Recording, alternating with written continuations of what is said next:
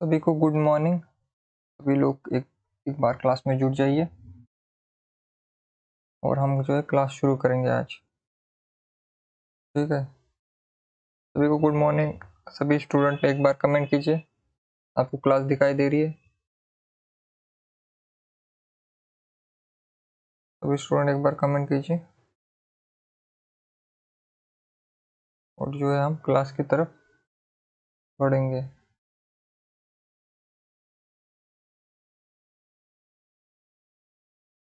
ठीक है, good morning Surabhi जी, पिंकी जी, Christie जी, सभी को गुड मॉर्निंग। आज हम एमसीक्यू करने वाले हैं और आज आदिकाल के जो प्रश्न होंगे सारे। तो सबसे पहला प्रश्न है, कीर्तिलता किस भाषा की रचना है? कीर्तिलता विद्यापति की रचना है ये। कीर्तिलता, कीर्तिपताका, ये सारी रचना विद्यापति की पदावली, ये सभी किसकी रचना है? विद्यापति की है।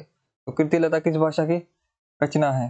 ये जो हमें नेपाल के ग्रंथालय में मिली थी ये रचना, राष्ट्रीय ग्रंथालय में नेपाल की। तो किस भाषा की है ये जो अवध भाषा में लिखी गई थी। किस भाषा में लिखी गई थी? अवध भाषा में। शिवम जी प्रणाम, सीमा जी प्रणाम, स्नेहा जी प्रणाम। पिंकी जी का आंसर सही है, कीर्तिलता अवध भाषा में लिखी गई थी। आदिकाल में किस कवि ने अवध भाषा में रचना की? आदिकाल में अवध भाषा में, जो अपभ्रंश के बाद जो आती है अवध, उसमें किसने की? खुसरो ने की थी, अब्दुल रहमान ने की थी, मंजर ने की थी या कुतुबन ने की थी? ये 2004 में प्रश्न आया था। तो अब्दुल रहमान जो है इन्होंने की थी। ये पहले मुसलमान भी थे जिन्होंने रचना की थी कासों में। आला किस ऋतु में गाया जाता है? आला, आला खंड जिसे हम कहते हैं, आला गीत किस ऋतु में गाया जाता है? तो आला जो है वर्षा ऋतु में, जब बारिश होती है तब गाया जाता है। बारिश कब होती है? जून के बाद, जुलाई में। जून के अंतिम समय में और जुलाई के शुरुआत में जो है वर्षा ऋतु शुरू हो जाता है। तो उसी समय आला खंड को जो है गाया जाता है। इन रचनाओं को उनके रचयिताओं के साथ सुमिलित कीजिए। अब ये सुमिलित करना है आपको। एक तरफ जो है रचना है, दूसरी तरफ रचनाकार है। ठीक है, आपको प्रश्न के उत्तर देते समय आप उस नंबर भी डालिए। जैसे प्रश्न 4 है, उसका उत्तर क्या है? तो प्रश्न 4 के साथ जो उत्तर होगा उसे A B C, 4C, 4A ऐसा डालिए, जिससे मुझे पता चले। क्योंकि आपके आप तक जहां पर लाइव आता है, किसी के पास थोड़ी देर में आता है, किसी के पास पहले आ जाता है। तो इंटरनेट और इस सब भी से जो है थोड़ा आगे पीछे रहता है, इसलिए आपको जो है नंबर के साथ डालना है कि कौन सा क्वेश्चन का आंसर आप दे रहे हो। तो चौथे प्रश्न का उत्तर क्या है? चौथे प्रश्न का उत्तर ये है, ऑप्शन ए। ऑप्शन ए यानी कि खुमार। हमने याद किया था, जब हम पर खुमार पड़ता है तो हम दल लेकर विजय करने के लिए निकल पड़ते हैं। फिर परमाल रासो जगनिक की है 5, जगनिक, परमाल रासो जगनिक की है। और विशल देव रासो आपको पता है, हमने देव पतिदेव से याद किया था। पतिदेव, पतिदेव कौन है? यहाँ पर देव है और यहाँ पर नरपति नाल पति है, तो इसका 4 नंबर। और फिर पृथ्वीराज रासो आपको पता है चंद्रप्रदायी की है, इसका उत्तर 1 है और ए ऑप्शन जो है सही है। हिंदी साहित्य के आदिकाल का अभिनव जयदेव किसे कहा जाता है? हिंदी साहित्य के आदिकाल का अभिनव जयदेव, ये उपाधि किसे मिली है? अभिनव जयदेव। अभिनव जयदेव जय बहुत सी उपाधियां, जैसे मैथिली कोकिल विद्यापति को कहा जाता है। अभिनव जयदेव ये भी विद्यापति को कहा जाता है। विद्यापति की भाषा में किसका प्रभाव है? पूर्वी हिंदी का। विद्यापति कहाँ के थे? बिहार के थे। विद्यापति ने क्या लिखी है? विद्यापति ने कीर्तिलता, कीर्तिपताका लिखी है, विद्यापति की पदावली। ठीक है, इन रचनाओं की भाषा को किन किन रचनाओं की भाषाओं को संध्या भाषा कहा जाता है? किन रचनाकारों की भाषा को किन रचनाकारों की भाषा को संध्या भाषा कहा जाता है? हमने संध्या भाषा पढ़ी थी, संध्या भाषा, जिसका फिर बाद में जो है आगे चलकर भक्ति काल में कबीर पर भी इसका प्रभाव पड़ा। तो ये आदिकाल में किसकी थी? सिद्ध की थी। संध्या भाषा आपको पता है सिद्ध ने शुरुआत की थी इसकी। फिर इसका प्रभाव नाथों पर भी पड़ा, नाथ, और उसके बाद कबीर, कबीर, इन सभी पर क्या है? संध्या भाषा के रहस्यवाद का जो कबीर में प्रभाव दिखता है, ये यही बुद्धों की सिद्ध शाखा से आया है, जो कि वज्रयान शाखा से, वज्रयान शाखा में आता है। क्या आता है? सिद्ध। ठीक है।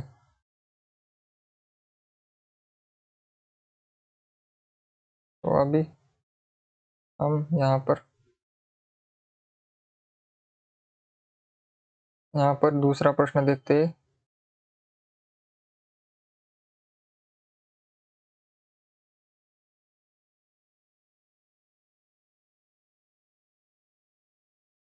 सातवां प्रश्न, इन रचनाओं को उनकी काव्य भाषा के साथ सम्मिलित कीजिए। रचनाओं को काव्य भाषा यानी कि कौन सी रचना किस काव्य भाषा में लिखी गई थी, ये आपको बताना है। पहली है विजयपाल रासो। विजयपाल रासो किस भाषा में लिखी गई थी? चर्या गीत और विद्यापति पदावली और पृथ्वीराज रासो। इसका उत्तर देना है आपको। सभी को उत्तर सही आ रहे हैं। सीमा जी, रेखा जी, शिवम जी, पिंकी जी, सभी को उत्तर सही आ रहे हैं। तो सातवें का उत्तर है सी, सातवें का सी है।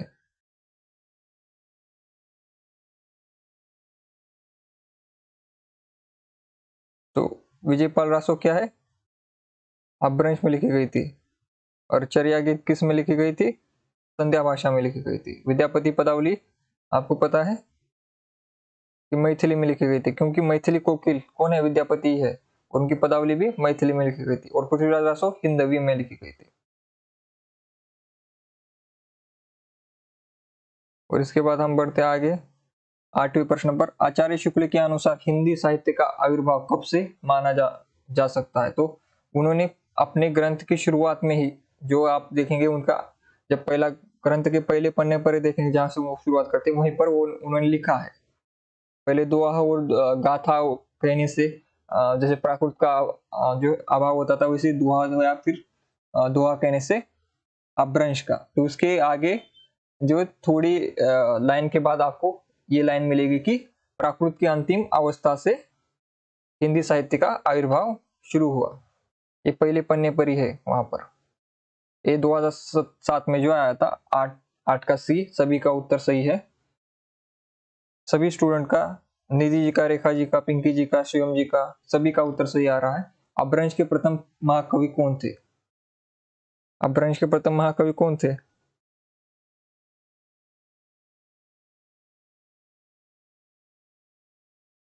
अपभ्रंश के प्रथम महाकवि जो है स्वयंभू थे। और स्वयंभू को प्रथम कवि किसने माना है? रामकुमार वर्मा ने। इसे याद कैसे करोगे? तो प्रथम, तो क्या करना है, जैसे आपको ये याद करने के लिए ऐसे ट्रिक बनानी है कि जब अपभ्रंश की बात, प्रथम महाकवि की बात आए, प्रथम अपभ्रंश की शुरुआत हमारे अपभ्रंश से होती है, तो खुद को ही, स्वयं को ही जो है आप महाकवि मानो।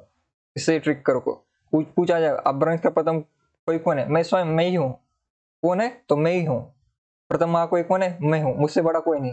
ऐसे ही याद कर लो। इसे पूछा जाए तो कहना आप ही बड़े हो, आप ही स्वयं ही जो है प्रथम कवि हो। अपभ्रंश के प्रथम महाकवि कौन है? स्वयंभू। स्वयं को ही प्रथम कवि मान लो इस दुनिया का, अपभ्रंश का, हिंदी साहित्य का। और ऐसे ही इसको याद कर लो, स्वयंभू। हिंदी का प्रथम महाकाव्य कौन सा है? ये प्रश्न, इसका मैंने बहुत बार रिवीजन किया करवाया था आपका। ये किसी का अगर गलत हो गया तो सबको बेंच पर खड़ा कर दूंगा, क्लास यहीं पर बंद कर दूंगा। 10वीं का अगर किसी का गलत आ गया तो यहीं पर क्लास बंद कर दूंगा। तो शिवम जी का, रेखा जी का, सभी का सही आ रहा है। पृथ्वीराज रासो हिंदी का प्रथम महाकाव्य है। और इसी के जो रचयिता है चंद्रबरदाई, वो हिंदी के पहले महाकवि है। लेकिन शुक्ल जी ने इनके ये पृथ्वीराज रासो को क्या माना है?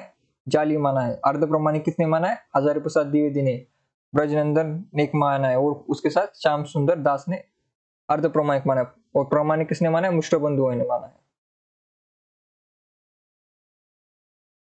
ठीक है, इसके बाद हम आगे बढ़ते हैं।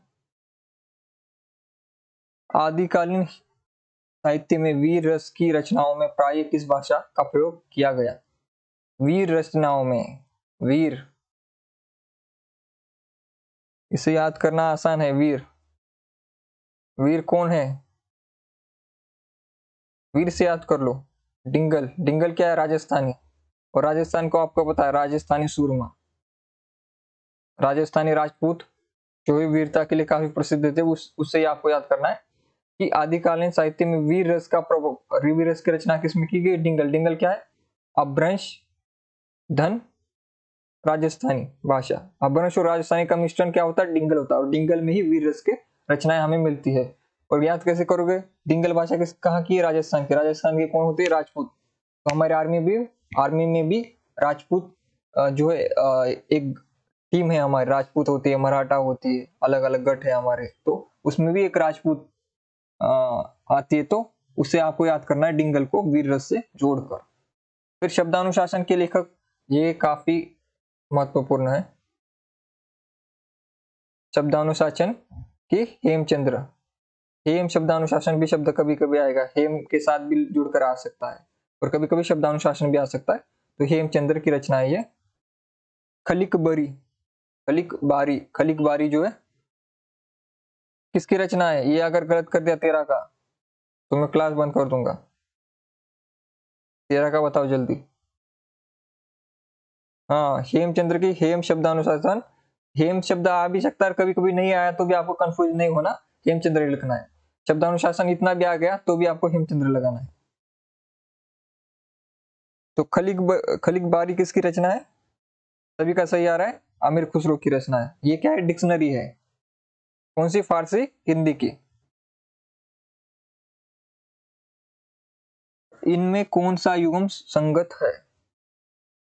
संगत पूछ रहा है, और संगत संगत को ठीक से पढ़ा करो परीक्षा में। बिसल देव रासो नरपतिनाल का है क्या? कुमार रासो जगनिक का है क्या? विजयपाल रासो चंद्रबदाय का है क्या? परमाल रासो दलपति विजय का है क्या? बताइए कौन सा सही है।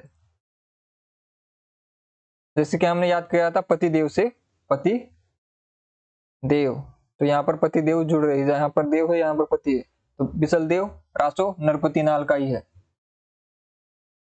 कुमार रासो इनका नहीं है। कुमार करने के लिए, कुमार रासो जब होता है दल लेके विजय करने के लिए निकलते हम। ठीक है। डिंगल भाषा का संबंध किस साहित्य से है? हरियाणवी साहित्य, राजस्थानी साहित्य, अवधी साहित्य, मैथिली साहित्य। जल्दी बताइए। सभी का सही आ रहा है, सभी का सही आ रहा है। राजस्थानी साहित्य, राजस्थानी साहित्य। मनीषा जी, शिवम जी, सीमा जी, पिंकी जी, रेखा जी, किसी का भी गलत नहीं हो रहा। सभी के क्वेश्चन जो है सही आ रहे हैं, उत्तर सही आ रहे हैं, किसी का भी गलत नहीं हो रहा। रासो शब्द की उत्पत्ति रसायन से किसने मानी है? रासो शब्द की उत्पत्ति रसायन से किसने मानी है? और एक साथ बताइए किस ग्रंथ से मानी है, ये भी बताइए साथ साथ में। तो रामचंद्र शुक्ल ने रासो शब्द की उत्पत्ति रसायन से मानी, और रसायन शब्द उनको कहा मिला था? बिसल देव रासो में। लेकिन बिसल देव रासो को वीर गाथा में नहीं रखते, ये भी आपको याद रखना है। जो 3 रचनाएं निकाली गई थी उसमें से एक बिसल देव रासो था, विद्यापति की पदावली और खुसरो थे, आमिर खुसरो। ठीक है। आदिकालीन रचनाओं का सही अनुक्रम कौन सा है? तो ये आदिकालीन रचनाएं जो है इनका सही क्रम आपको लगाना है। इसे थोड़ा मैं और बड़ा कर देता हूं।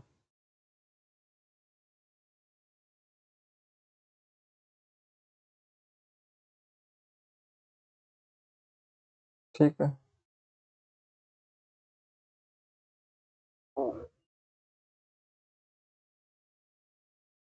आदिकालीन रचनाओं का सही अनुक्रम कौन सा है?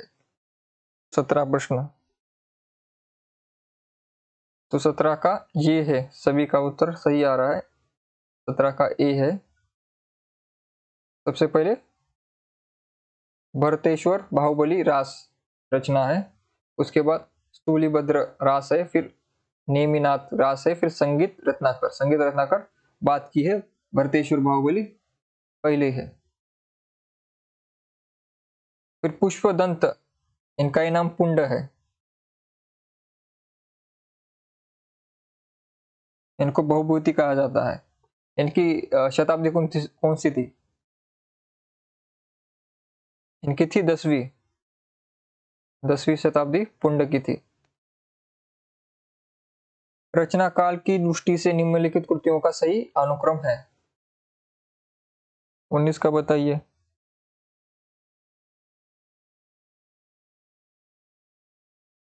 19 का सभी का सही आ रहा है। कूले माला कथा, राहुल वेल, उक्ति व्यक्ति प्रकरण जो कि व्याकरण ग्रंथ है, और फिर वर्ण रत्नाकर। कूले माला कथा सबसे पहले है, फिर राहुल वेल है, फिर उक्ति व्यक्ति प्रकरण है, फिर वर्ण रत्नाकर है। इसके बाद आगे बढ़ते, निम्नलिखित कवियों को उनकी कृतियों के साथ सम्मिलित कीजिए। यहाँ पर इस तरफ स्वयंभू, पुष्पदंत, अब्दुल रहमान और शरप्पा है। दूसरी तरफ संदेश राशक, कौमचर्यु, महापुराण, राहुल वेल और चर्यापद, ये सारी जो है रचनाएं हैं। ठीक है, तो 20 का क्या है, सभी लोगों उत्तर दीजिए। सभी का सही आ रहा है। इसका बी आंसर है। इसका क्या है, बी।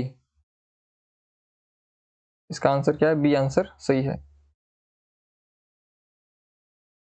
यानी कि स्वयंभू की रचना कौन सी है, कौमचर्यु, और पुष्पदंत की महापुराण। महापुराण, आदि पुराण, उत्तर पुराण, ये सभी पुष्पदंत की है।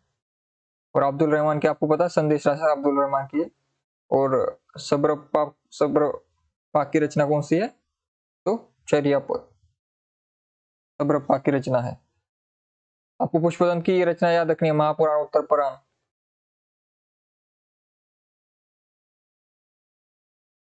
इसके बाद निम्नलिखित रचनाकारों के साथ उनकी रचनाओं का सम्मेलन कीजिए। इधर रचनाकार है, दूसरी तरफ रचनाएं हैं। तो 21 का उत्तर बताइए सभी लोग।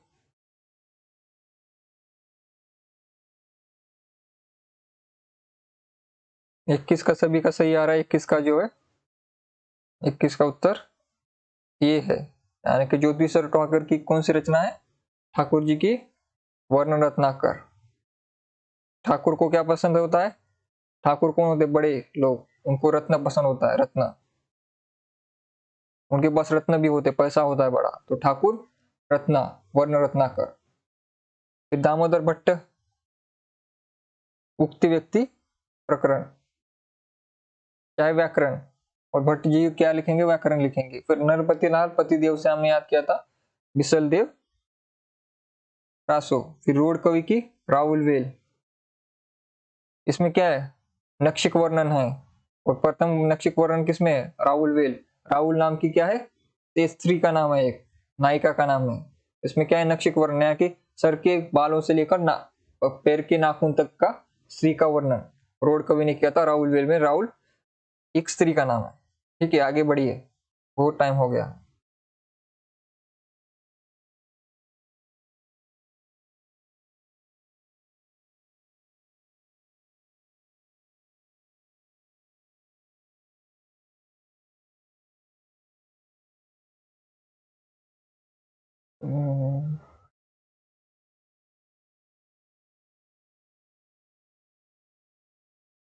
तो यहाँ पर आइए, गोरखबानी के संपादक है। गोरखबानी किसने लिखी, गोरखबानी का संपादन किसने किया है, जल्दी बताइए।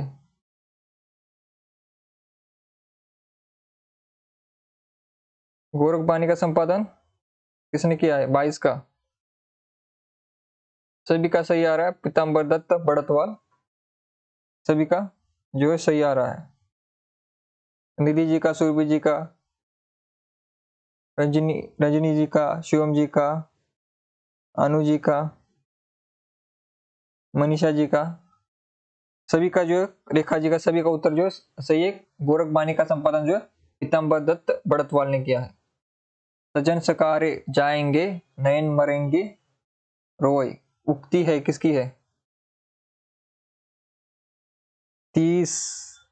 ये उक्ति है खुसरो की। इससे आसान क्या सो, क्योंकि हम आदिकाल करे, कबीर भक्ति काल में है, रहीम दादू दयाल है ही नहीं यहाँ पर। कौन है, खुसरो है। खुसरो की रचना खलिक बरी वस्तुता है, हमने बताया था, क्या है, मनोरंजन परक रचना है, जल्दी बताओ। खलिक बरी मनोरंजन परक रचना है।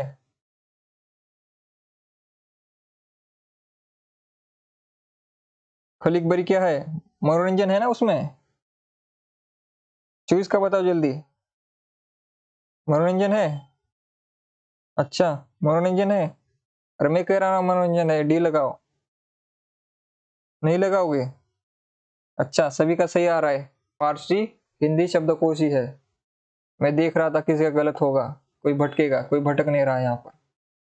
सभी की जो है तैयारी बहुत ज्यादा अच्छी है, इनको भटकाया नहीं जा सकता आप लोगों को, क्योंकि आपको आंसर पता है। जब आपको आंसर पता होता है तो टीचर कुछ भी कहे आपको पता होता है कि शब्दकोश है तो शब्दकोश ही है। खलिक बारी जो है खुसरो की रचना है। इसमें ये उन्होंने फारसी के विद्वान थे, वो हिंदी के भी विद्वान थे, और उन्होंने फारसी हिंदी शब्दकोश किया का निर्माण किया। तत्कालीन राजा और वहां के शासन करने वाले मंत्री संतरी सभी के लिए, हमारी यहाँ की लोकल लैंग्वेज समझ आए उन्हें, उनके लिए शब्दकोश बनाया गया था। किस समीक्षा किस समीक्षक ने विद्यापति की पदावली को जीवन और परमात्मा के संबंध का रूप माना है? यह हमने कल ही पढ़ा था, जल्दी बताइए।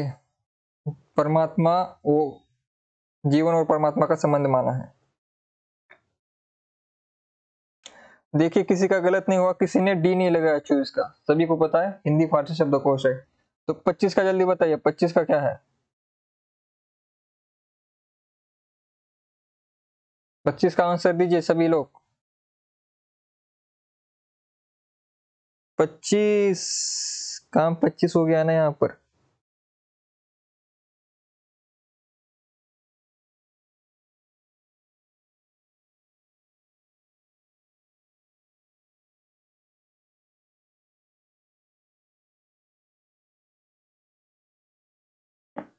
पच्चीस का बताइए सभी लोग, 25 का ये बता रहे हो सभी लोग।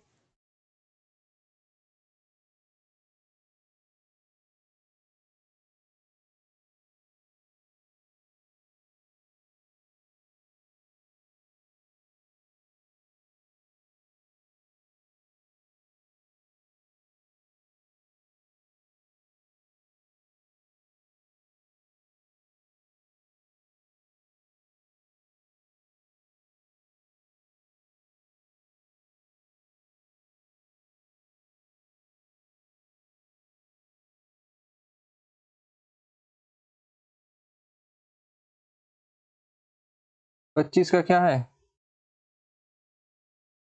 एक का सही आ रहा है, एक का ही उत्तर सही आ रहा है। 25 में एक का ही क्वेश्चन का उत्तर सही आ रहा है। यहाँ पर सभी ने क्वेश्चन गलत कर रहे हो सभी लोग। 25 में एक एक दो लोगों का सही आ रहा है, बाकी का सभी का गलत आ रहा है।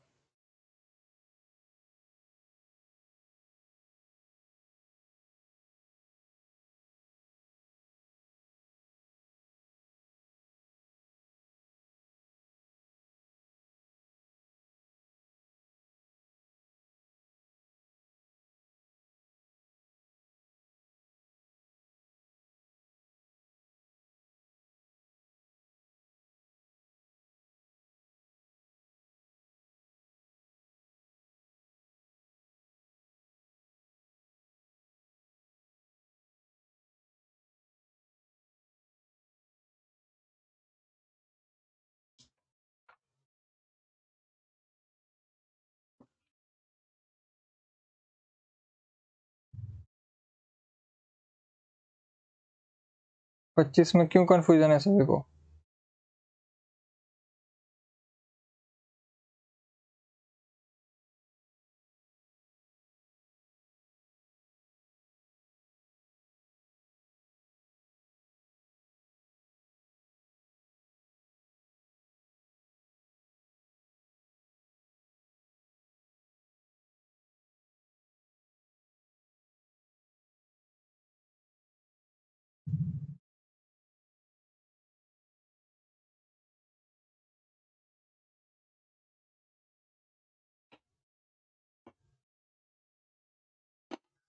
पच्चीस का देखिए, लोगों का कंफ्यूजन क्यों हो रहा है उन्हें। देखिए सभी का गलत हो रहा है जानबूझकर। जो किताब से देखकर उत्तर लगा रहे हैं ना, वो मुझे उनका नाम पता चल गया, जो किताब से देखकर लगा रहे हैं, क्योंकि किताब में गलत है, इसलिए तो मैं यहाँ पर रुका हुआ था। कौन कौन पढ़ रहा है और कौन नकल कर रहा है, यहाँ से पता चल गया। तो इसका उत्तर ना बी है ना सी है, इसका उत्तर है ए।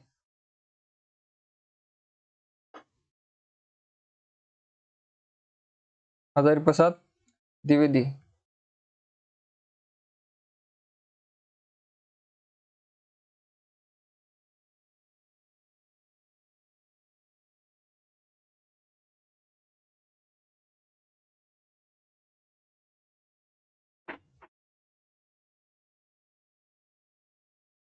ठीक है, इसके आगे बढ़ते हैं हम। हठयोग का प्रभाव निम्नलिखित कवियों में से किस पर पड़ा है? हठयोग का प्रभाव,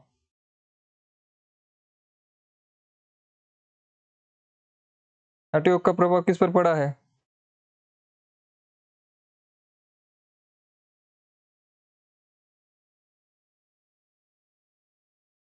हठयोग का प्रभाव 26 का बताइए सभी लोग।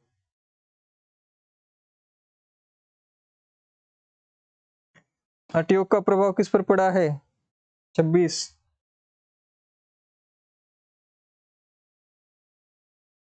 हठयोग, योगी बाबा गोरखनाथ।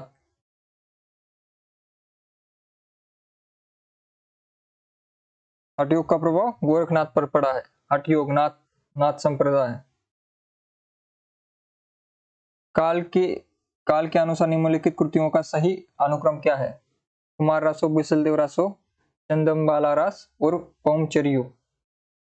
27 का क्या है?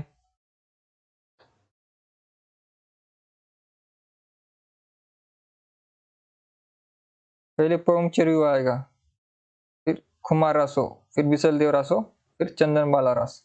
उक्त व्यक्ति प्रकरण ग्रंथ का विषय वर्णन क्या है? विषय क्या है, जल्दी बताइए। इसका विषय व्याकरण है, सभी को पता है, इसमें कोई कंफ्यूजन नहीं है। और 8वीं शती के कवि नहीं है। 8वीं में कौन नहीं था?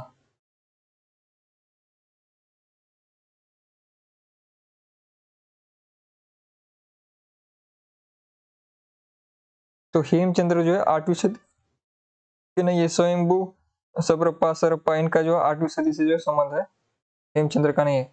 मैथिली का प्राचीनतम उपलब्ध ग्रंथ क्या है? मैथिली का प्राचीनतम उपलब्ध ग्रंथ क्या है?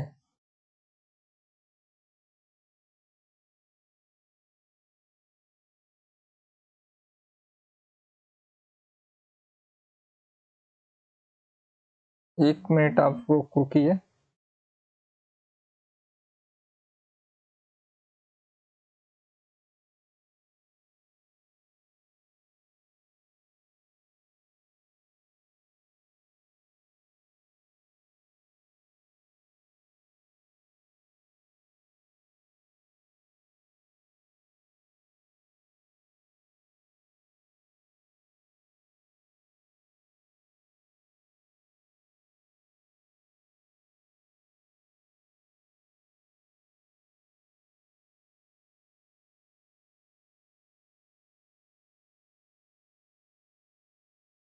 सभी को मेरी आवाज आ रही है?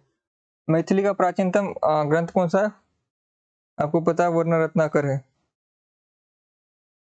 वर्ण रत्नाकर जो है प्राचीनतम ग्रंथ है। बौद्धगान उद्वा का संपादन किसने किया था? आपको पता है, हमने पढ़ा था।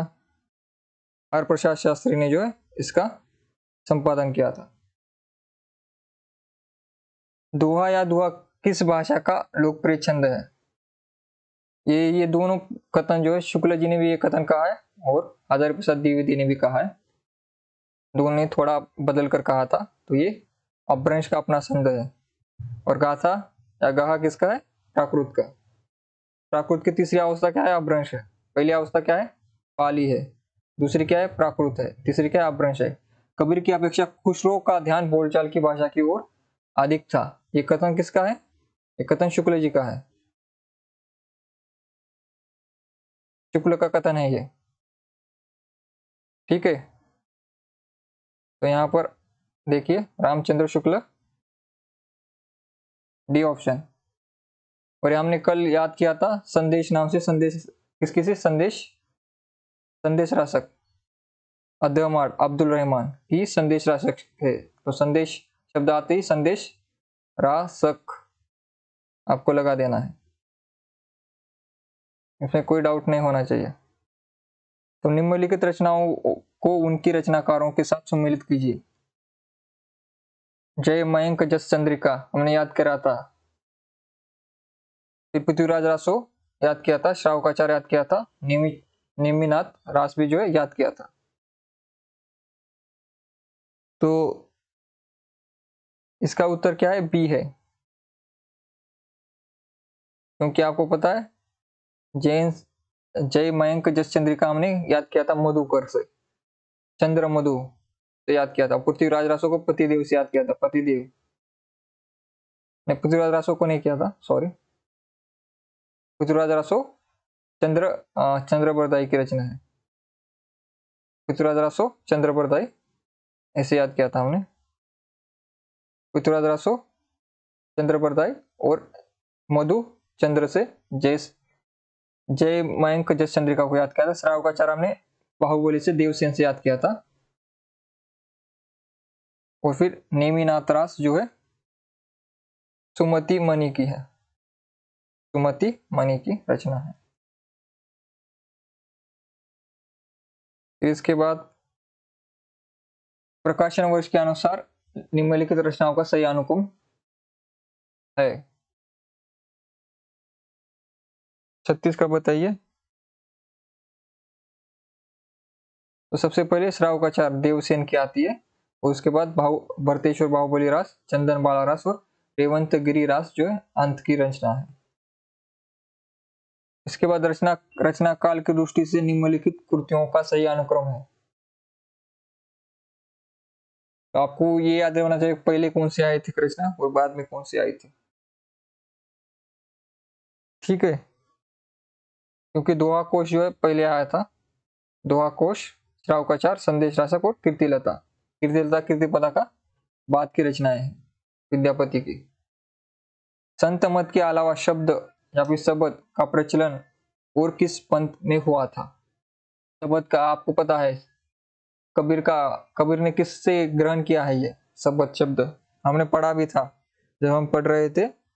इनको पढ़ रहे थे हम, जब हम नाथों को पढ़ रहे थे तो तब हमने पढ़ा था ये नाथों सिद्धों में जो है, नाथों में ये शब्द या फिर शब्द, और ये शब्द रचना जो कबीर की विवाद में शब्द साखी। फिर निम्नलिखित पात्रों को उनकी रचनाकारों के साथ सम्मिलित कीजिए। इधर पात्र है, दूसरी तरफ जो है उनकी रचनाएं है। चंदा किस ग्रंथ की पात्र है?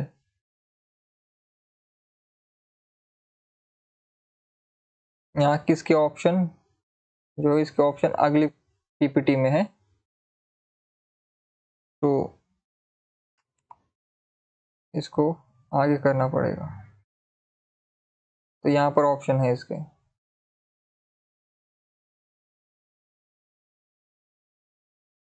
ऑप्शन जो है यहाँ पर है,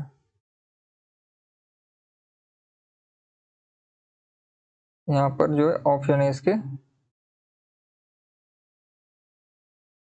ठीक है।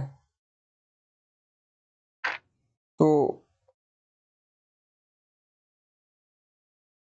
इसका क्या होगा, ये होगा, इसका आंसर क्या होगा, ये आंसर होगा।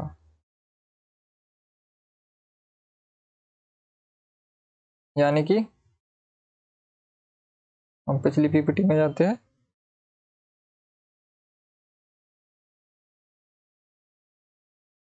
तो इसका आंसर ये होगा।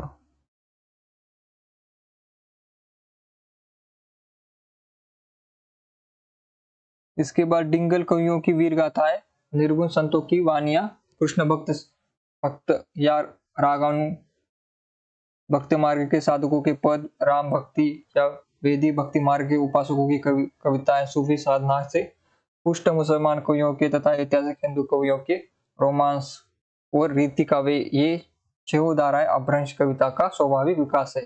स्वाभाविक विकास इसी से आपको याद करना, स्वाभाविक विकास किसने कहा था? यही कथन स्वाभाविक विकास, जैसे मुसलमानों से जो है भक्ति काल का विकास नहीं हुआ, वो भारत का स्वाभाविक विकास है, वहां पर ये सही मिलता जुलता कथन है।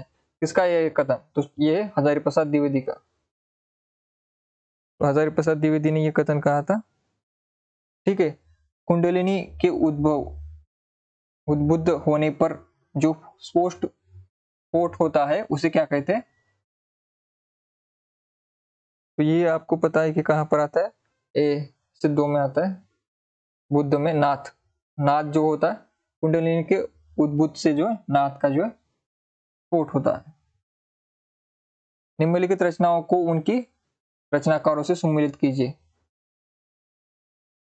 सबसे पहले प्रबंध चिंतामणि, दूसरा है रणमल छंद, और जय जय जय फिर जय चंद्र प्रकाश, फिर जय मयंक जस चंद्रिका। फिर प्रबंध चिंतामणि किसकी रचना है?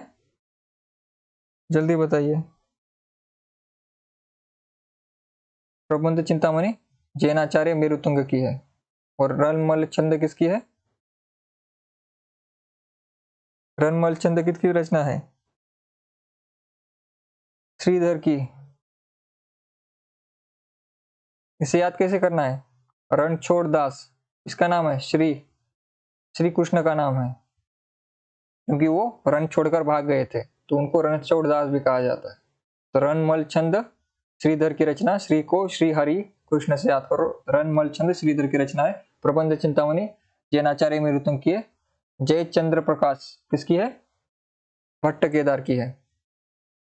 और आपको जय मयंक जस चंद्रिका, चंद्रिका मधु से याद किया था, मधुकर कवि का। इसका क्या हो जाएगा? ऑप्शन ए हो जाएगा। और यहां पर मैंने आपको पुरुष परीक्षा याद करवाया था। पुरुष परीक्षा, पुरुष परीक्षा किसकी है? 43। पुरुष परीक्षा, इसका उत्तर दीजिए। पुरुष परीक्षा विद्यापति की रचना है, सभी का सही है। निम्नलिखित में से कौन सा विद्वान पृथ्वीराज रासो को सर्वथा अप्रमाणिक ग्रंथ मानने वाले में शामिल नहीं है? क्या है? शामिल नहीं है। देखिए पूरा प्रश्न बोलकर यहाँ पर नहीं ऐड कर देते, जिससे आपको कंफ्यूजन हो जाए।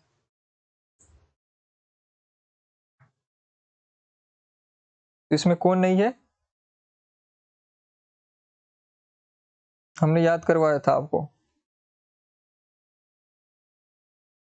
तो देखिए शुक्ल जी है, शुक्ल जी है, ओझा भी है, और बूलर भी जो है अप्रमाणिक मानते हैं इसको।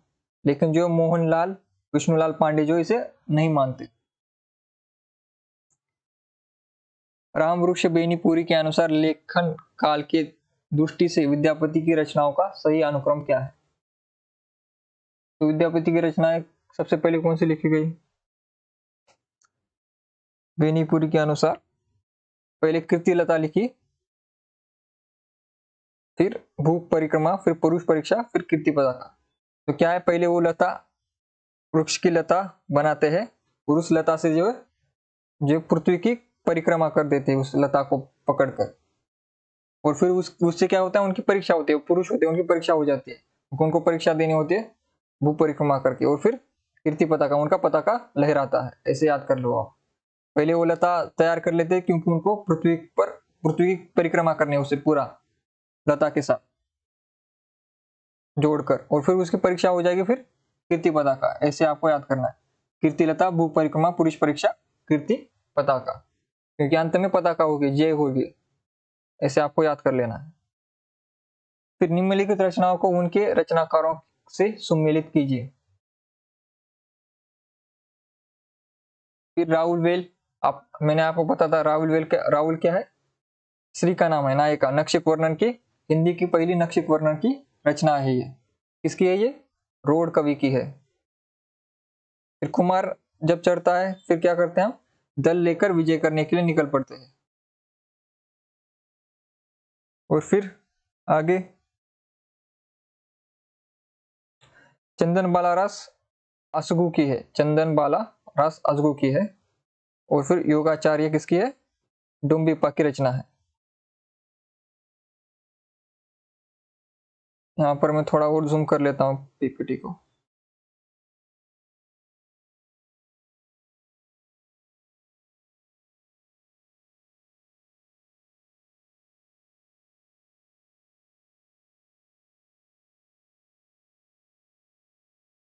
तो आदिकालीन कवि काव्य ग्रंथों में कथा कहने की परंपरा को लक्ष्य करके पृथ्वीराज रासो के संदर्भ में किस आलोचक ने लिखा है? कथा की परीक्षा इतिहास की दृष्टि से नहीं, काव्य की दृष्टि से होनी चाहिए। पुरानी कथाएं काव्य ही अधिक है, इतिहास वे एकदम नहीं है। इसको मैंने काफी एक्सप्लेन करके आपको बताया था कि कला के लिए कला, ये सब कुछ आपको कोई पढ़ाता नहीं है इतना डिटेल में, लेकिन मैंने इस वाक्य को आपको समझा दिया था, क्योंकि हिंदी साहित्य के स्टूडेंट को सिर्फ एमसीक्यू आते हैं, उत्तर आते हैं, लेकिन उसका अर्थ कुछ समझ आता नहीं। तो अर्थ समझिए, इसका अर्थ समझिए। कला के लिए कला का कारण किसने बताया था? ये हजारी प्रसाद द्विवेदी ने ये कथन कहा था। किसके किसके ऊपर कहा था? शुक्ल जी के, क्योंकि शुक्ल जी ने जो इतिहास को महत्वपूर्ण माना था। इसी से मिलता जुलता शुक्ल जी का कथन है, उन्होंने इतिहास के लिए कुछ कहा था, तो उस पर उन्होंने इतिहास नहीं, केवल कला को कला की दृष्टि से, कथा को कथा की दृष्टि से देखना चाहिए, काव्य को काव्य की दृष्टि से देखना चाहिए। जैसे आप चित्र को, एक चित्रकला को चित्र की दृष्टि से, पेंटिंग को पेंटिंग की दृष्टि से देखते हो, किसी आर्ट वर्क को आर्ट की दृष्टि से देखते हो, फिल्म को फिल्म की दृष्टि से देखते हो, वैसे कला को काव्य की दृष्टि से देखिए, ऐसा हजारी प्रसाद द्विवेदी का मानना था। आगे चलिए, समय पूरा बीता जा रहा है। आचार्य हजारी प्रसाद द्विवेदी के अनुसार 14वीं 15वीं शताब्दी के हिंदू मुसलमानों, सामंतों, शहरों, सेना के सिपाहियों और लड़ाइयों का जीवंत और यथार्थ वर्णन किस कृति में हुआ है? तो जीवंत जो है वर्णन किस ग्रंथ में हुआ है, किस रचना में हुआ है? 84 का बताइए। ये है हमीर काव्य। हमीर काव्य में जो है इस सब का वर्णन हुआ है। इसके बाद सम्मिलित करना है आपको विजय सेन सूरी, फिर नरपति नाहल, फिर शालिभद्र सूरी और आसगू का।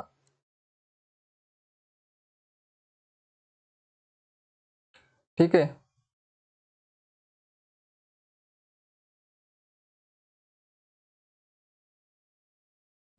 इसका होगा बी,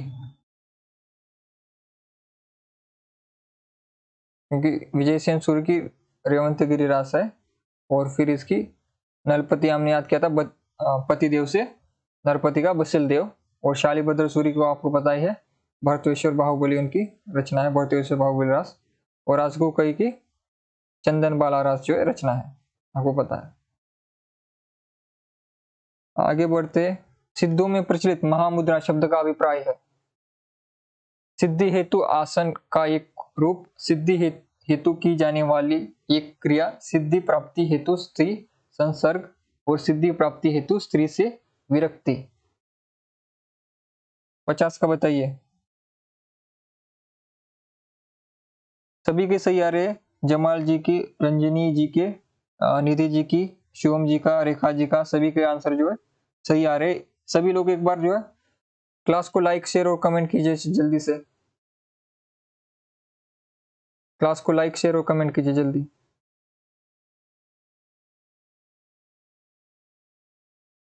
सभी स्टूडेंट जो है क्लास को लाइक शेयर कमेंट कीजिए, वरना क्लास आगे नहीं बढ़ेगी। सभी लोग कीजिए जल्दी, लाइक शेयर कमेंट कीजिए, वरना मैं आगे क्लास नहीं लूंगा। मुझे कमेंट नहीं मिल रहे, कमेंट अगर नहीं मिलेंगे तो मैं क्लास नहीं लूंगा आगे। जल्दी उत्तर दीजिए, क्या है इसका? इसका डी होगा या फिर सी होगा?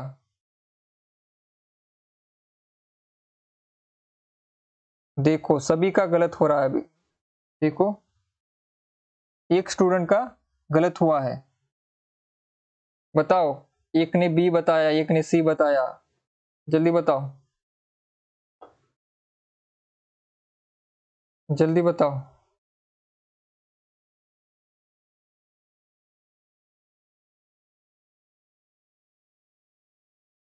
तो इसका कितनी बार कहा था आपको? ये विकृत लोग, सिद्ध क्या थे? विकृत थे, वो स्त्री संसर्ग करते थे। विकृत, विकृत कौन थे? सिद्ध थे। तो सिद्धि प्राप्ति हेतु स्त्री संसर्ग कौन करते थे? सिद्ध। ये सिद्ध मत है, इसी महामुद्रा कहा था, निर्वाण के समान कहा था, यानी कि मुक्ति के समान क्या है? स्त्री के साथ संसर्ग करना, स्त्री का संभोग करना, ये उनके लिए महामुद्रा थी, उनके लिए सबसे परम प्राप्ति यही थी उनके लिए, सिद्धों के लिए। लेकिन नाथों के लिए विरक्ति थी, विरक्ति नाथों में आती है। विरक्ति किस में आती है? नाथ संप्रदाय में, क्यों आती? क्योंकि ये जो गलत बातें ये कर रहे थे सिद्ध, इनके खिलाफ नाथ पंथ खड़ा हुआ था। नाथ पंथ कैसे हुआ था? जालंधर नाथ कहाँ गए थे? पूरब से निकलकर पंजाब। और जालंधर नाथ के शिष्य कौन हुए? मच्छेंद्रनाथ। मच्छेंद्रनाथ के शिष्य कौन हुए? गोरखनाथ। और फिर नाथ संप्रदाय शुरू हुआ। नाथ संप्रदाय में विरक्ति है, ब्रह्मचार्य है, सिद्धों में क्या है? स्त्री संसर्ग है, उसके साथ मांस खाना है, और उसके बाद मदिरा पीना, शराब पीना, मांस खाना और स्त्री संसर्ग करना। ये सारी बातें किसमें है? सिद्ध में। और महामुद्रा का अर्थ क्या होता है? स्त्री संसर्ग करना। ठीक है, इतनी इतनी नॉर्मल बात है इसमें। कुछ कितनी बार कहा था सिद्धों के बारे में मैंने? सिद्ध यान के बर्बाद हुए हुए लोग, ऐसे याद कर लो।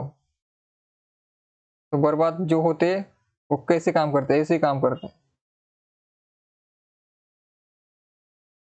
इतने सारे आपके मुश्किल मुश्किल प्रश्न जो है सही हो गए, और इतना आसान प्रश्न जो आपका गलत हुआ है।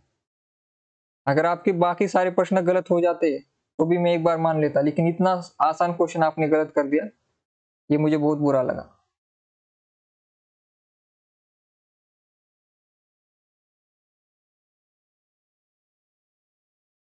ठीक है, अभी 51 प्रश्न पर आ जाते हैं। रचना काल के अनुसार निम्नलिखित रचनाओं का सही अनुक्रम है। 51 का बताइए, क्योंकि आपको पता है कूले माला कथा जो है पहले आती है, और फिर राहुल वेल उक्ति व्यक्ति प्रकरण और वर्ण रत्नाकर अंत में। सिद्ध साहित्य के अंतर्गत 84 सिद्धों की वे साहित्यिक रचनाएं आती है जो जो क्या है? प्राकृत में लिखी गई थी, 85 अपभ्रंश में लिखी गई थी, पूर्ववर्ती अपभ्रंश में लिखी गई थी, अगर तत्कालीन लोक भाषा हिंदी में लिखी गई थी। 51 का सी सभी का सही आ रहा है। रेखा जी का, निधि जी का आ गया, शिवम जी का आ गया, रजनी जी का आ गया, सभी का। 52 का बताइए, 52 का क्या होगा? 52 का भी सी होगा, पूर्ववर्ती अपभ्रंश। क्योंकि सिद्ध कहाँ थे? आपको मैप दिखा दिखा कर मैंने कहा था, पूरब में कौन थे? पूरब में कौन थे? सिद्ध थे। पश्चिम में कौन थे? पश्चिम में कौन थे? पश्चिम में नाथ थे। और राजस्थान, गुजरात, गुजरात की तरफ कौन थे? गुजरात की तरफ जैन थे।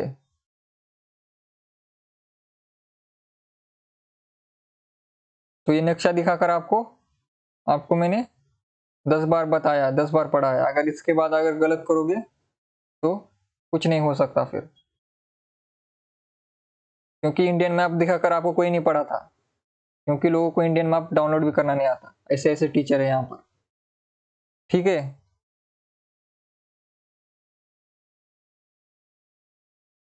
तो इसके बाद घोर अंधारे चंदमणि जिमि उज्जो करी परम महासुह एहु एकु कने दूरी आशीष हरई। ये दोहा, इसमें हमने याद किया था कैसे?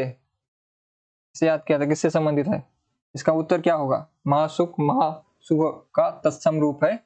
महासुख वज्रयानियों का पारिभाषिक शब्द है, और प्रज्ञा और योग से महासुख की दशा संभव है। महासुख निर्वाण प्राप्ति में बाधक है।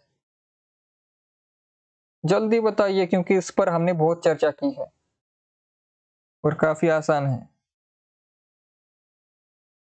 काफी आसान है, क्योंकि जो गलत है उसे पहले काट दीजिए। जो गलत है उस वो ही अगर आपको पता हो तो आंसर आ जाएगा। गलत क्या है? महासुख निर्वाण प्राप्ति में बाधक नहीं है, महासुख उसके समान है। ये मैंने आपको 1000 बार बताया। महासुख को अभी बताया, 2 मिनट पहले ही बताया था। तो ये तो गलत हो गया। तो यहाँ पर भी 4 है, यहाँ पर भी 4 है, यहाँ पर भी 4 है, सभी कट गए। बचा क्या? सी। क्योंकि महासुख जो है, महासुख का ही महासुह क्या है? तत्सम रूप है। जब मैंने पढ़ा रहा था तब भी मैंने आपको बताया था। तो महासुख वज्रयानी वज्रयानों के परिभाषिक शब्द है, क्योंकि वज्रयानी शाखा का कौन है? सिद्ध है, और सिद्धों में ही जो है महासुख आता है। सिद्ध का वज्रयानी शाखा से संबंध है, और प्रज्ञा और योग से महासुख की दशा संभव है। यानी कि प्रज्ञा और योग क्या है उसमें? स्त्री पुरुष। ये 2018 में आ गया था प्रश्न। इसके बाद निम्नलिखित पंक्तियों को उनके रचयिताओं से सुमिलित कीजिए। नगर बहारे डोंबी तो हरी कुटिया छाई, का तरुवर पंच बिड़ाल। और इसके बाद है कड़ुआ बोले न बोलिस नारिस, और मोरा जो बना नवेलरा भयो है गुलाल। तो बताइए कहाँ पर है डोंबी का, वो डोंबी का शब्द कहाँ पर आया था, किसकी रचना में आया था?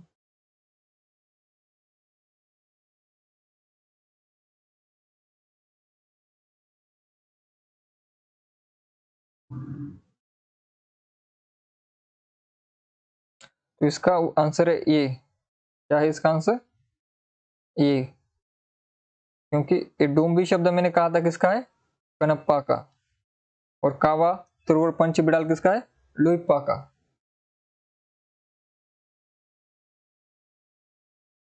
और कड़वा बोल ये किसका है? नरपति नाहल का। पति क्या बोलता है? कड़वा बोलता है पत्नी के साथ हमेशा। शादी के 4-5 साल जब हो जाते हैं तो पति क्या बोलता है? कड़वा बोलना शुरू कर देता है, पत्नी को मारना शुरू कर देता है, पीटना शुरू कर देता है। जितना पढ़ा लिखा लड़का होगा उतना ही ज्यादा जोर से मारेगा। तो पढ़ाई लिखाई शिक्षा का ये मत समझे कि आपने शिक्षित लड़की से शादी कर ली तो वो आपको मारेगा नहीं। तो बहुत से ऐसे, जैसे रिटायर्ड जज ने जो है अपनी बहू को, जैसे जैसे किसी गुंडे को मारा जाता है, किसी आतंकवादी को मारा जाता है, वैसे जो मार रहे थे। तो वैसे ही पति जो है कड़वा बोलता है और मारता है किसको? पत्नी को। पति जो है शादी के बाद कड़वा बोलना शुरू करता है। फिर मोरा जो बना किसका है? खुसरो का। मोरा जो बना नवेलारा भाइयों है गुलाल। शुद्ध भाषा एकदम खुसरो की भाषा है ये। सिद्धों और योगियों की रचनाओं का जीवन की स्वाभाविक अनुभूतियों और दिशाओं से कोई संबंध नहीं है, अतः वे शुद्ध साहित्य के अंतर्गत नहीं आते। तो किसने लात मारी सिद्धों को? लात मार कर किसने भगा दिया? निकलो यहां से सिद्धो, किसी काम के हो नहीं तुम, काम के ना काज के, दुश्मन अनाज के। किसने लात मारी सिद्धों को? सभी को पता है, शुक्ल जी ने। क्योंकि शुक्ल जी को ऐसे लोग पसंद नहीं है, उनको जो है काम काज के लोग पसंद है, प्लेटो की तरह। ऐसे अगर स्त्री संसर्ग करोगे, मदिरा पियोगे शुक्ल जी के सामने, तो वो थोड़ी रखेंगे आपको साहित्य में, लात मार कर भगा देंगे। शुक्ल जी पंडित जी से ऐसे काम उनके सामने आप नहीं कर सकते। तो सिद्धों को उन्होंने बाहर कर दिया, चलो निकलो यहां से। तो याद रखना है आपको ये। सिद्धों को बाहर का रास्ता किसने दिखाया था? शुक्ल जी ने। और फिर उनको पीछे के दरवाजे से किसने लाया था अंदर? द्विवेदी ने। आचार्य प्रसाद द्विवेदी ने पिछले दरवाजे से अंदर ले लिया उनको। शुक्ल जी ने बाहर सामने के दरवाजे से हकाल दिया, तो पिछले दरवाजे से द्विवेदी ने अंदर ले लिया उनको, सिद्धों को। इसलिए वो सिद्ध अभी भी साहित्य में दिखाई देते हैं हमें। इसके बाद निम्नलिखित पंक्तियों को उनकी रचनाओं के साथ सुमेलित कीजिए। यहाँ पर जो है पंक्तियां हैं और फिर दूसरी तरफ रचनाकार है। पंडित शैल सत्य बखाने। पंडित जी की बात कौन करता है? मैंने 10 बार कहा था, 4 वर्णों की बात की थी। किस पंथ में जो है चौथे वर्ण के लोग ज्यादा थे? तो ये सरप्पा सिद्ध, 84 सिद्ध पंडित जी का जो है खंडन करते हैं और अपनी बातों को मंडन करते हैं। ठीक है। और फिर नौलक पातरी आगे नाचे, इसका क्या है? गोरखनाथ। 12 बरसले कुकुर जीवे, जीवन जीवन जीवन जगनिक जगनिक जगनिक, जीवन जगनिक याद किया था। इससे आसान ट्रिक कुछ है ही नहीं। और फिर बज्जन घोर निसार राज चौहान चौहो दिस। चौहान किसका सरनेम है? चौहान, पृथ्वीराज चौहान। तो किसकी रचना है? पृथ्वीराज रासो, चंद्रवरदाई की। याद करना क्या है इसमें, कॉमन सेंस जिसके पास होगा वो कर लेगा बिना पढ़े भी। ठीक है, आगे बढ़ते हम। अपभ्रंश के जो नमूने हमें पद्यों में मिलते हैं वे ये उस काव्य भाषा के हैं जो अपने पुरानेपन के कारण बोलने की भाषा से कुछ अलग, बहुत दिनों तक आदिकाल के अंत या उसके पीछे तक पोथियों में चलती रही, पोथियों में चलती रही। अपभ्रंश के जो नमूने मिलते हैं हमें। किसकी भाषा लग रही है आपको? भाषा को पहचानो आप। आपको अगर कथन याद नहीं होते तो स्टाइल, हर एक की बोलने की स्टाइल अलग होती है, लिखने की स्टाइल अलग होती है। तो कथन किसका है, किसकी स्टाइल में बोला जा रहा है? देखिए काफी सरल है ये। आपको अगर कथन भी याद ना हो लेकिन भाषा को देखिए, भाषा से आपको याद हो जाएगा किसकी भाषा है ये भाषा है शुक्ल जी की। इसको पहचानने का क्या है शब्द? पीछे। पीछे शब्द का प्रयोग कौन करते हैं? शुक्ल जी करते हैं। पीछे इनका आगे होता है, इनका पीछे, यानी हम नॉर्मली जिसे आगे कहते हैं, ये शुक्ल जी उसे पीछे कहते हैं, यानी कि बात का। पुराने लोग ऐसे ही ऐसे ही भाषा का प्रयोग करते थे, पीछे। मराठी में भी जो पाटी वर्जन में मुलगा असा म्हणायचे, पीछे जो है। हमारे यहाँ पर भी ऐसे ही जो पुराने लोग हैं, आपके दादा से बात कीजिए, आपके नाना जी से बात कीजिए, तो वो भी ऐसे ही भाषा का प्रयोग करते हैं। तो इसके पीछे ये पैदा हुआ, उसके पीछे ये, यानी कि बात का। पीछे यानी कि बात का। और जो नमूने शब्द है, ऐसा शब्द नमूने, हमें शब्द का प्रयोग करते, मैं का शब्द का प्रयोग नहीं करते शुक्ल जी, हमें, हम ऐसा शब्द प्रयोग करते। खुद के लिए हम, हमें ऐसा शब्द, और पीछे शब्द जो है उनकी भाषा में आपको दिखाई देगा। तो ये शुक्ल जी का कथन है, इसमें किसी का गलत नहीं हुआ होगा। और वैसे भी एक ट्रिक ये है कि आपको अगर कोई कथन समझ नहीं आ रहा हो, ये लास्ट ऑप्शन है, कोई कथन अगर आपको समझ नहीं आ रहा तो आपको शुक्ल जी लगा देना है। लेकिन तभी जब आपको कुछ पता नहीं चल रहा, कुछ भी नहीं पता, अब तुक्का ही मारने का बच गया है आपके पास, तो शुक्ल जी लगा कर आइए, अंतिम ऑप्शन है वो। जैसे पुराना चावल ही बड़े आदमियों के खाने के योग्य समझा जाता है, वैसे ही अपने समय से कुछ पुरानी पड़ी हुई परंपरा के गौरव से युक्त भाषा ही पुस्तक रचने वालों के व्यवहार योग्य समझी जाती थी। रामचंद्र शुक्ल का उपयुक्त कथन हिंदी साहित्य का इतिहास की आदिकाल के किस प्रकरण में है? अब आ गया प्रश्न मुश्किल। ये तो आपको पता था, ये शुक्ल जी का कथन है। ये भी पता था आपको कि आदिकाल का कथन है, लेकिन किस प्रकरण में लिखा है ये? पहले, दूसरे, तीसरे और चौथे, क्योंकि है ही प्रकरण 4। तो रजनी जी का सही आ गया ये प्रकरण चौथे में, जो है शुक्ल जी ने अंतिम प्रकरण जो था फुटकल काव्य, उसमें जो उन्होंने लिखा था, जैसे पुराना चावल, जितना चावल पुराना होता, 2-3 साल पुराना बासमती चावल, वो जो है काफी अच्छा सुगंध देता है और काफी अच्छा खाने में होता है। जैसे शराब भी जितनी पुरानी होती है, जैसे चावल जितना पुराना होता, वो उसकी क्वालिटी और बढ़ जाती है। निम्नलिखित रचनाओं को उनके रचनाकारों के साथ सुमेलित कीजिए। रचना और रचनाकार: प्राकृत प्रकाश, श्रावकाचार, प्रबंध चिंतामणि और कुमारपाल प्रतिबोध। प्राकृत प्रकाश किसका है? सभी को याद है। प्राकृत प्रकाश वरुचि का है। और श्रावकाचार देवसेन बाहुबली से हमने याद किया था। प्रबंध चिंतामणि जैनाचार्य मेरुतुंग का। और बचा क्या?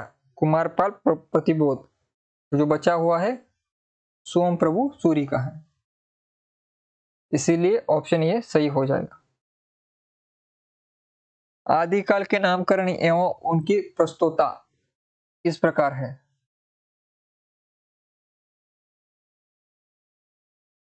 और इसमें क्या आंसर, क्या है इसका, प्रश्न क्या है? नीचे दिए गए कूट में सही उत्तर चुनिए।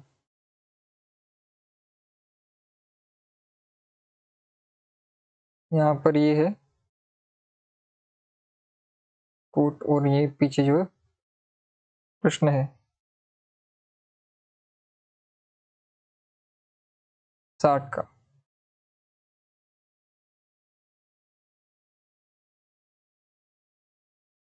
प्रश्न 60।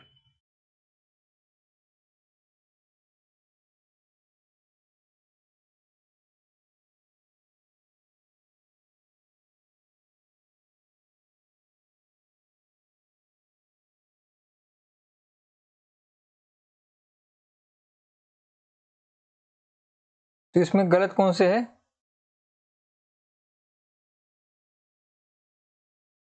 हमने पढ़ा था चारण काल जो है ग्रेसर ने कहा था, गार्सा दत्तासे ने नहीं कहा था, तो ये गलत है। वो वीर गाथा काल कहा था, वीर काल नहीं कहा था, वीर काल विश्वनाथ ने कहा था, तो ये दोनों गलत हो गए। लेकिन सिद्ध सामंत काल जो है राहुल संस्कृत्या ने कहा था। संधि काल एवं चारकार राम कुमार वर्मा ने कहा था, संधि करना राम जी को पसंद था। आधारकाल सुमन राजे, मैंने याद कराया था, सुमन का आधार ही होता है लड़कों को, तो आधार काल सुमन राजे। और सिद्ध आपको राहुल संस्कृत्या ने याद है, सिद्ध सामंत। और संधि काल, संधि कौन करते, राम जी, और आधार सुमन राजे का। लेकिन वीर गाथा काल रामचंद्र शुक्ल ने कहा था, वीर काल ने कहा था, इसे विश्वनाथ ने कहा था। और चारण काल जॉर्ज ग्रेसर ने कहा था। ठीक है, इसलिए जो है कौन सा ऑप्शन सही हो जाएगा, 3, 4 और 5, सी ऑप्शन जो है सही हो जाएगा। इसके बाद जो है आगे बढ़ते हम।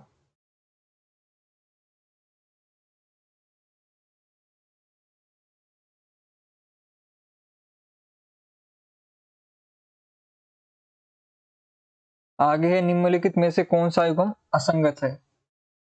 संगत नहीं पूछा, असंगत पूछा है। असंगत कौन सा है। पुष्पदंत को शिवसेन सेंगर ने प्रथम प्रस्तोता माना, प्रथम कवि माना है। शालीभद्र सूरी रमाशंकर शुक्ल रसाल और स्वयंभू राम कुमार वर्मा और हजारी प्रसाद द्विवेदी अब्दुल रहमान। तो कौन है यहाँ पर जो गलत है, वो है रमाशंकर शुक्ल रसाल, शालीभद्र सूरी को नहीं माना था। ठीक है, तो बी ऑप्शन जो है गलत है। आदिकाल संबंधित उल्लेख तथ्य इस प्रकार है। देवसेन कुट श्रावकाचार को हिंदी की प्रथम रचना माना गया है। हजारी प्रसाद द्विवेदी ने आदिकाल को अत्यधिक विरोधी और व्यागवतों का युग कहा। रामचंद्र शुक्ल के अनुसार दोहा या दोहा अपभ्रंश का अपना छंद है। आदिकाल में कोई एक निर्दिष्ट काव्य प्रवृत्ति नहीं मिलती। तो कौन से तथ्य सही है इसमें से और कौन से है गलत।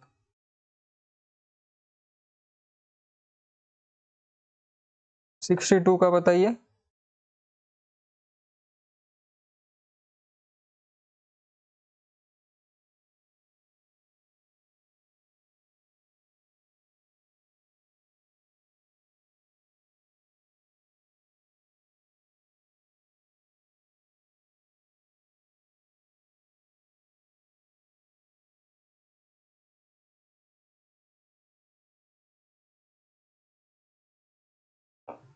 तो निम्नलिखित इस प्रकार तथ्य है कि देवसेन श्रावकाचार, देवसेन की रचना है, वो सही है।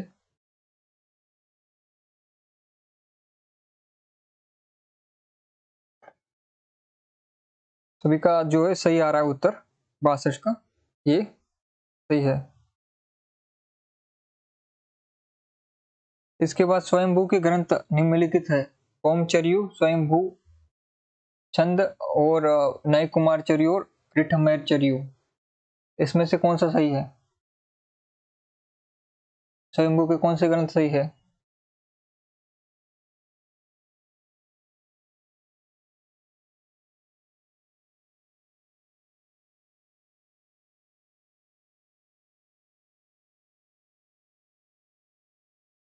थी का बताइए जल्दी।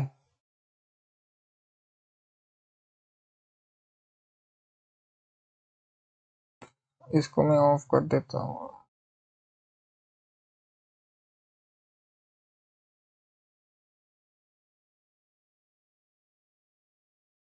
थ्री का बताइए जल्दी। 63 का 63 का 3 है, डी है।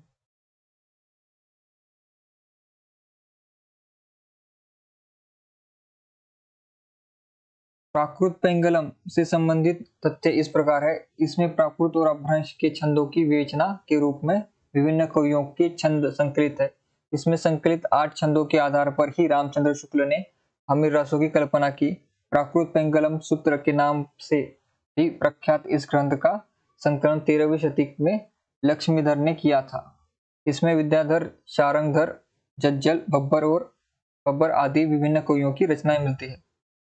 तो उसमें क्या सही है, 4 सही है, क्योंकि उसमें विद्याधर, शारंगधर, जज्जल, बब्बर की जो है रचनाएं हमें मिल जाती हैं। और क्या सही है इसमें?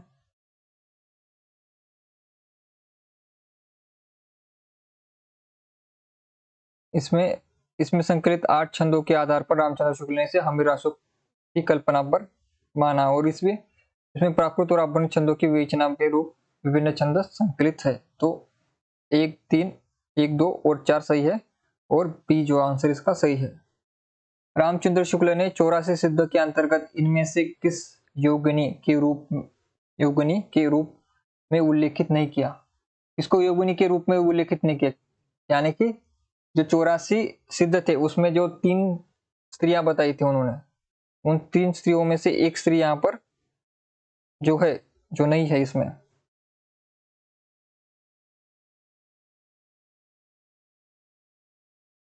पैंसठ का बताइए, आसान है, हमने पढ़ा ही था, हमने जब पढ़ रहे थे तब हमने कहा था आपको कि एक जो है गलत है उसमें, यानी कि शुक्ल जी ने 3 माने हैं, बाकी ग्रंथों में 4 है, लेकिन हमें शुक्ल जी का वर्णन करके योगिनी शब्द आगे था। मणिभद्रपा के सामने भी योगिनी था, लक्ष्मी करा के सामने भी योगिनी था, और कनखलपा के सामने भी था, और ये जो है कनपालपा जो है, ये शुक्ल जी ने उल्लेख इनका नहीं किया है। तो ये ऑप्शन जो है सही आ जाएगा, ये जो है सही है उत्तर इसका। इसका उत्तर क्या है? ये है।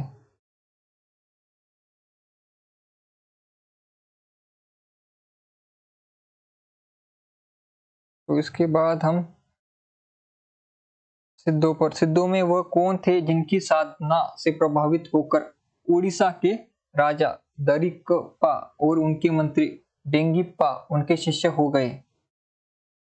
वो कौन से सिद्ध थे जिनसे प्रभावित हो गए?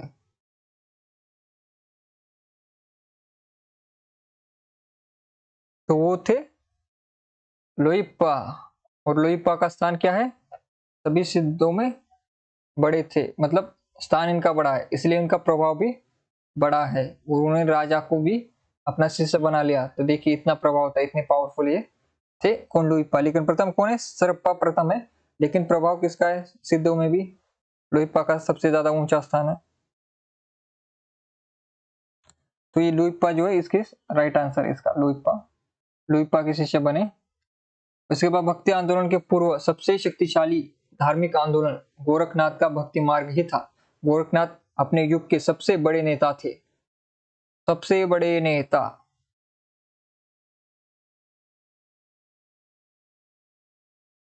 किसका कथन है ये?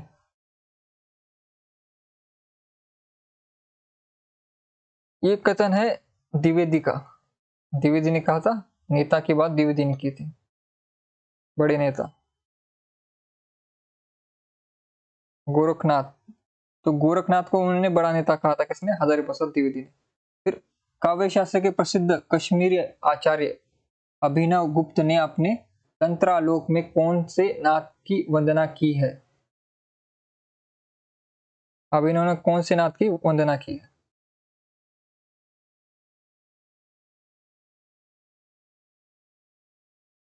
तो मच्छेंद्रनाथ के गुरु कौन थे? जालंधर नाथ। और मच्छेंद्रनाथ के शिष्य कौन थे? गोरखनाथ। तो मच्छेंद्रनाथ की जो है अभिनव गुप्त ने वंदना की है तंत्रालोक में। नाथ संप्रदाय से संबंधित तथ्य इस प्रकार है। नाथ सिद्धों की परंपरा से ही निकले और 84 सिद्धों के समान इनकी संख्या 9 मानी गई है। नाथों में देश के पश्चिमी भाग, विशेषतः राजपूताना और पंजाब को अपने प्रचार प्रसार के लिए चुना। काफिर बोध नामक ग्रंथ का संबंध इसी संप्रदाय से है, जिनमें पूजा, तीर्थाटन के साथ हज, नमाज का उल्लेख भी है। इन पर सिद्धों के पंचमाकार, जाति पाति विरोध आदि का प्रभाव मिलता है। तो जल्दी बताए, काफी आसान क्वेश्चन है, क्योंकि नाथों और सिद्धों को हमने बहुत ही बारीकाई से जो पढ़ा है, बार बार पढ़ा है, रिवीजन कर करके पढ़ा है, बहुत डिटेल में पढ़ा है। तो 69 का बताइए क्या है?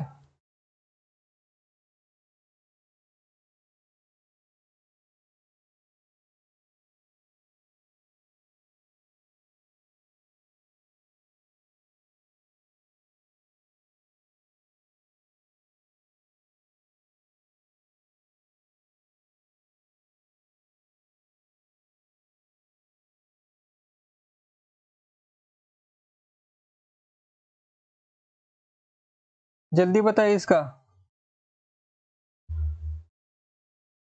गलत गलत आ रहा है सभी का।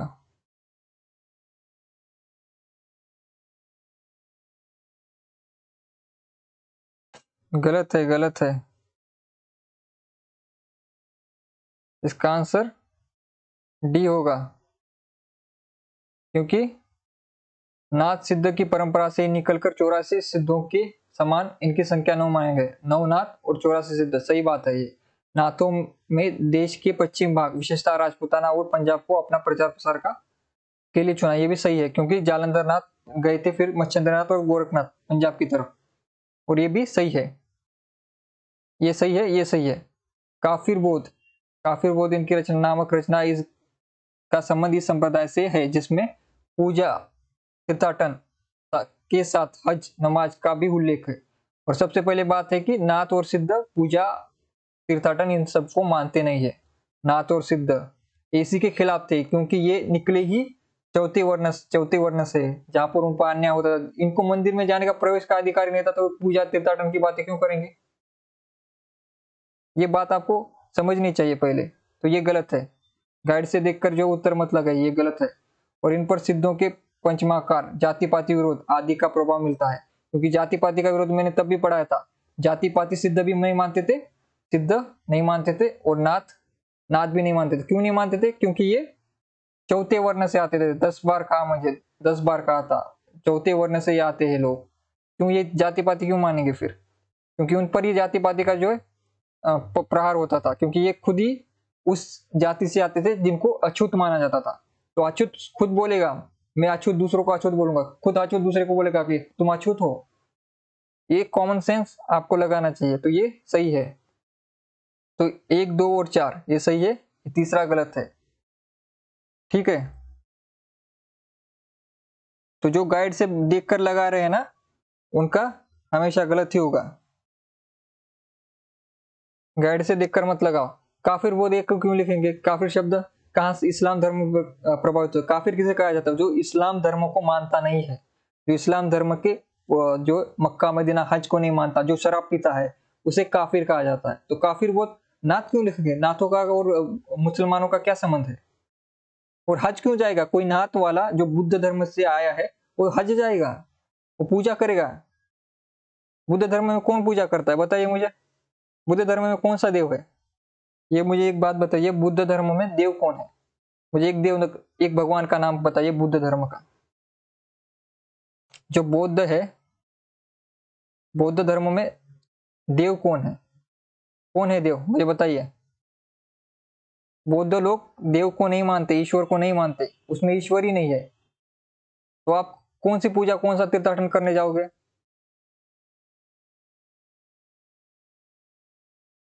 तो किताब से लगाना जो है बंद कर दीजिए आप सभी लोग, वरना आपकी चोरी पकड़ी जाएगी।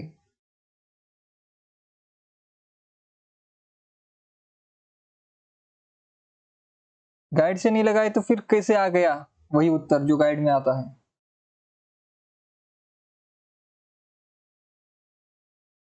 तो ये मुझे बताइए, जिन्होंने बी लगाया था, ये बताइए मुझे, बुद्ध धर्म का देव बताइए, फिर पूजा पूजा और तीर्थाटन का स्थान बताइए, हज का और सिद्धों का मुझे जरा, नमाज का। अच्छा, तो नमाज का उल्लेख करेंगे नाथ लोग, अपने ग्रंथ लिखेंगे और नमाज का उल्लेख करेंगे, हज का उल्लेख करेंगे, और कहेंगे कि आओ मैं बुद्ध धर्म में हूँ और आप लोग जो है इस्लाम धर्म और हिंदू धर्म को फॉलो कीजिए, ऐसा कहेंगे वो। क्योंकि ये इनके ही खिलाफ थे, ये पूजा तीर्थाटन इसके खिलाफ थे वो, हज इसके खिलाफ थे, इसके विरोध में थे वो। कौन? नाथ सिद्ध। ये सिद्ध बौद्ध धर्म निकला ही क्यों हिंदू से अलग होकर? अलग क्यों हुआ? क्योंकि हमारे जो 84 इधर 84 जो सिद्ध थे और 9 जो नाथ थे, ये थे कौन से तबके के? चौथे। जो चौथा हमारा होता है ब्राह्मण, क्षत्रिय और वैश्य और शूद्र, जो शूद्र है उसमें से ही जो नाथ और सिद्ध निकल के आए थे। तो वो पूजा तीर्थाटन पहले भी नहीं करते थे, क्योंकि उनको मंदिर में प्रवेश पहले भी नहीं था, तब भी नहीं था। और अब भी जो है, अब भी जो लगभग बहुत ऐसे हम मामले देखते हैं जहां पर उनको मारा जाता है अगर मंदिर में प्रवेश किया जाए। तो ये सारी बातें आपको थोड़ी जाननी चाहिए हमारे भारत में क्या हो रहा है। तो ये सारी बातें आपको अगर पता होती, कॉमन सेंस आप अगर लगाते थोड़े तो आपका सही हो जाता। ठीक है। इसके बाद पंजाब में नमक के पहाड़ों के बीच बना बालनाथ का टीला नामक धार्मिक स्थल किससे संबंधित है? 70 का बताइए।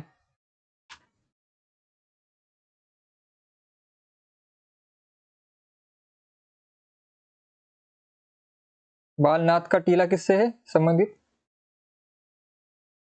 नाथों से। बालनाथ, यहाँ पर भी नाथ है शब्द और इनका संबंध नाथ से है। क्या इधर क्या रुका है? पंजाब। पंजाब में कौन थे? नाथ थे।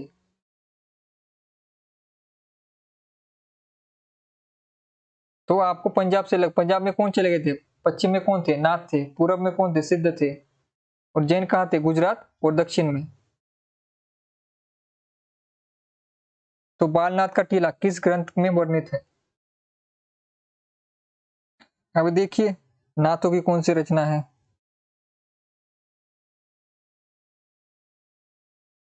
नाथों का टीला, इसका वर्णन पद्मावत में है। फिर नाथ संप्रदाय की मुख्य विशेषताएं इस प्रकार है। गोरखनाथ का यह पंथ बौद्धों की वज्रयानी शाखा से ही निकला है। गोरखनाथ ने पतंजलि के उच्च लक्ष्य ईश्वर प्राप्ति को लेकर हठ योग का प्रवर्तन किया। इस पंथ में पंचमाकार के साथ शारीरिक मानसिक सुचेता पर बल दिया गया है। इनका मानना था जो जोई जोई पिंडे सोई ब्रह्मांडे।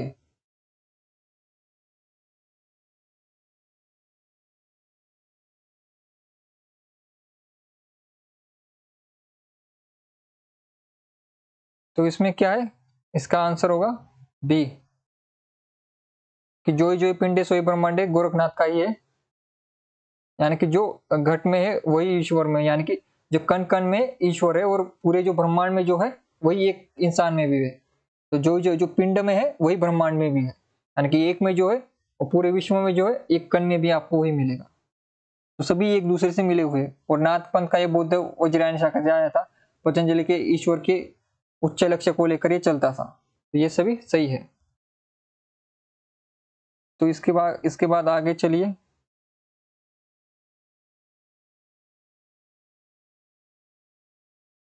अयोध्या के राजा भरत और तक्षशिला के राजा बाहुबली को लेकर किस जैन कवि ने चरित्र काव्य लिखा?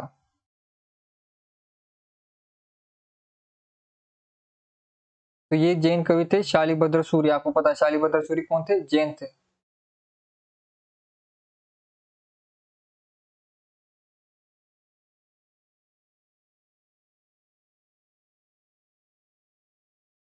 तो इनकी रचना कौन से? भरतेश्वर भाविलरास। ये इसी की बात की जा रही है। किस साहित्य में सर्वाधिक चरित्र काव्य रचे गए हैं? किस साहित्य में चरित्र काव्य लिखने में कौन प्रसिद्ध है? तो ये है जैन, क्योंकि आपको पता है जैनों में बहुत से चरित्र काव्य लिखे गए। इतना ही नहीं, वो उन्होंने हिंदू जो देवता थे उनके भी चरित्र लिख दिए। जैसे राम जी का चरित्र लिख दिया उन्होंने, कृष्ण जी का लिख दिया। तो उन्होंने अपने भी लिखे और दूसरे धर्म के भी जो है चरित्र उन्होंने लिखे। तो असंगत कथन को विलग कीजिए, यानी कि अलग कीजिए। कौन सा कथन अलग है? पुष्पदंत स्वयंभू, पुष्पदंत धनपाल, हेमचंद्र, सोम प्रभु सूरी आदि जैन कवि थे। हिंदी में रचित प्रथम रास काव्य भरतेश्वर भाविलरास है। जैनों ने अपनी मुक्तक काव्य में जैन साधकों की कथाओं का वर्णन किया है। जैन कवियों ने अपने मत के प्रचार के लिए हिंदू कथाओं का भी प्रयोग किया है। देखिए एक का तो उत्तर मैंने थोड़ी देर पहले ही दिया है। बाकी बाकी जो है आप लीजिए उत्तर कौन सा है सही है। तो इसमें जो है सी जो है गलत है। जैनों ने अपने मुक्तक काव्य में जैन साधकों की कथाओं का वर्णन नहीं किया था।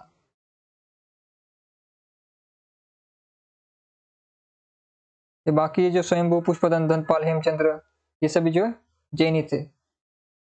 और प्रथम रास बाहुबली रास है। और जैनों ने हिंदू कथाओं का, जैसे राम जी का जो रामायण जो उन्होंने लिया है, राम कथा ली है उन्होंने। निम्नलिखित में से कौन से युगम सही है?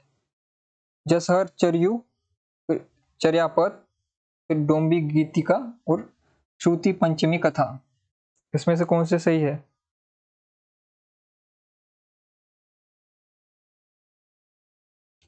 चर्यापद ये गलत है, नाथ साहित्य नहीं है ये, बाकी सभी सही है।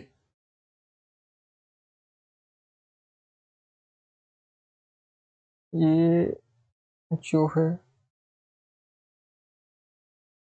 जो यहाँ पर सी यानी कि सी ऑप्शन, जो ऑप्शन सही है। हिंदी में वास्तविक प्रथम महाकवि चंद्र बदाई को ही कहा जाता है, कहा जा सकता है, ये कथन किसका है? ये कथन आपको पता है किसका है?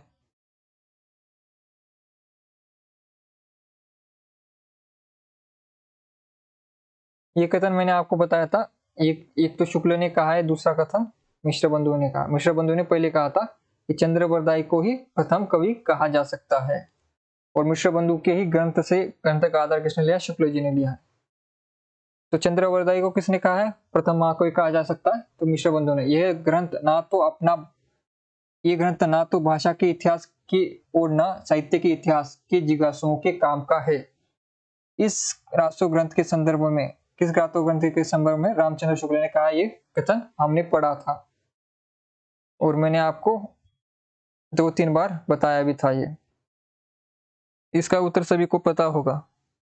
ये उत्तर इसका है पृथ्वीराज रासो, जिसको उन्होंने जाली कहा था, जो चंद्र बरदाई की रचना है। और उसके लिए उन्होंने कहा था, एक तो कहा था ये ग्रंथ पूरा जाली है, दूसरा कहा था कि ये ना साहित्य के ना ही इतिहास के जिज्ञासुओं के काम का है। भाषा साहित्य इतिहास के और साहित्य के, मैंने ये जो भाषा के स्टूडेंट होते हैं लैंग्विस्टिक के, तो भाषा विज्ञान एक सब्जेक्ट होता है, भाषा विज्ञान सब्जेक्ट के और हिंदी साहित्य के विद्यार्थी दोनों के काम का नहीं है पृथ्वीराज रासो। शुक्ल जी का कथन है ये। किस रासो ग्रंथ का संबंध विग्रह राज चतुर्थ से है? इसका नाम है विग्रह राज चतुर्थ। विसल देव रासो का ही दूसरा नाम है। विसल देव रासो जो है, उनका दूसरा नाम क्या था? विग्रह राज चतुर्थ था। इस छोटी सी पुस्तक को ऐसे वीर का रासो कहना खटकता है, यह कथन आचार्य रामचंद्र शुक्ल ने किस रासो काव्य के संदर्भ में किया? जहां यहाँ पर देखिए, यहाँ पर उत्तर जो है आपको दिख रहे हैं।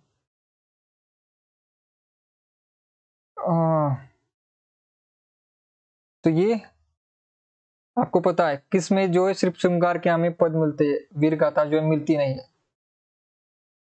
कौन है ये? कौन सी रचना है ये? आपको पता है? क्योंकि वो बिसल देव रासो थी। आपको पता है बिसल देव रासो जो हमें मिलता है वो पूर्ण रूप से नहीं मिलता, यानी कि पूरी किताब नहीं है हमारे पास। उस किताब का जो श्रृंगारिक पार्ट है, श्रृंगार जहां पर लिखा गया था श्रृंगार, श्रृंगार भी जो ये श्रृंगार जो पार्ट था पूरी किताब का, उतना ही श्रृंगार पार्ट जो शुक्ल जी को मिलता है। तो इसलिए उन्हें रासो कहना खटकता है, यानी कि वीर काव्य कहना खटकता है, इसलिए बिसल देव रासो को उन्होंने अलग रखा था।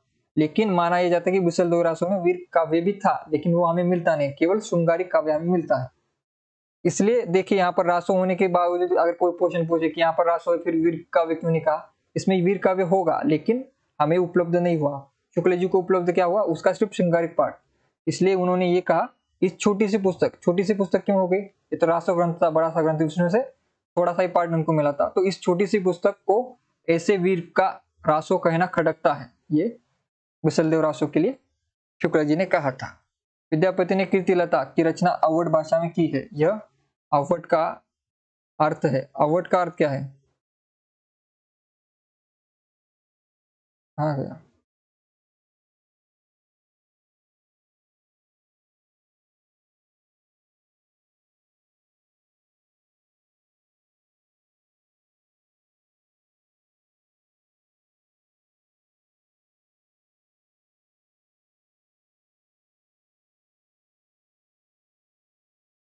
अवध का अर्थ क्या है?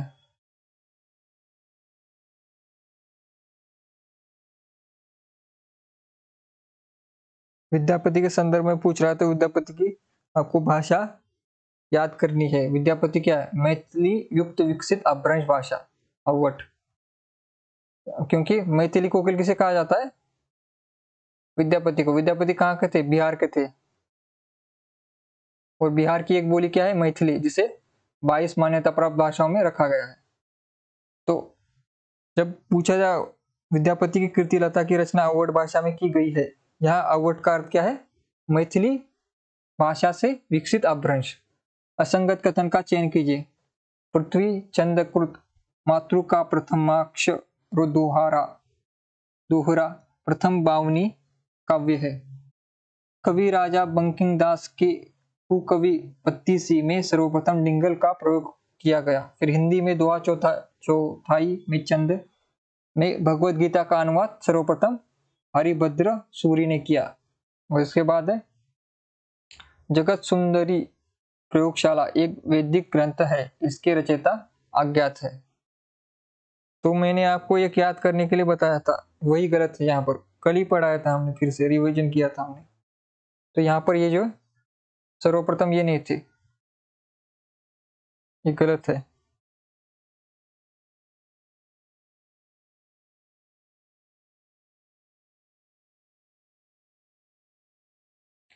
तो आगे इसका आंसर सी होगा। और इसके आगे आदिकालीन काव्य रचनाओं के संदर्भ में असंगत विकल्प का चुनाव कीजिए। 83 का बताइए। हेमचंद्र के प्राकृत पैंगलम में अपभ्रंश के दोहे संकलित है। दोहा पदड़िया ये पद अपभ्रंश काल के प्रमुख छंद है। पौमचर्यो 5 कांड और 83 संधियों वाला विशाल महाकाव्य है। ये राम जी के ऊपर है, राम काव्य है, राम काव्य यानी कि राम जी की स्टोरी इसमें। प्रबंध चिंतामणि जैन साहित्य का महत्वपूर्ण अपभ्रंश ग्रंथ है। तो डी सही है, सी सही है, बी सही है, ये जो है गलत है। और इसके बाद हिंदी साहित्य के इतिहास की एक विशेषता यह भी रही कि एक विशिष्ट काल में किसी रूप की जो काव्य सरिता वेग से प्रवाहित हुई, वह यद्यपि आगे चलकर मंद गति से बहने लगी, पर 900 वर्ष के हिंदी साहित्य के इतिहास में हम उसे कभी सर्वथा सूखी हुई नहीं पाते। रामचंद्र शुक्ल ने यह विचार हिंदी साहित्य के इतिहास के आदिकाल के किस प्रकरण में किया था, किस प्रकरण में लिखा है। तो ये भी जो है प्रकरण 4 में जो है लिखा था। ठीक है,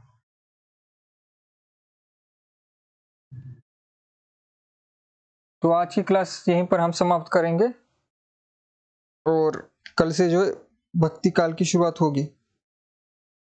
आदिकाल के प्रश्न और आदिकाल की जो है सारी हमने 84 प्रश्न जो है कर लिए। तो कल से जो है भक्ति काल की शुरुआत होगी। तो सभी लोग एक बार जो है क्लास को लाइक शेयर और कमेंट कर दीजिए। क्लास को लाइक, वीडियो को लाइक कीजिए, कमेंट कीजिए, फिर शेयर कीजिए और बाद में जो है सब्सक्राइब भी कर लीजिए चैनल को। ठीक है, आज की क्लास यहीं पर समाप्त होती है।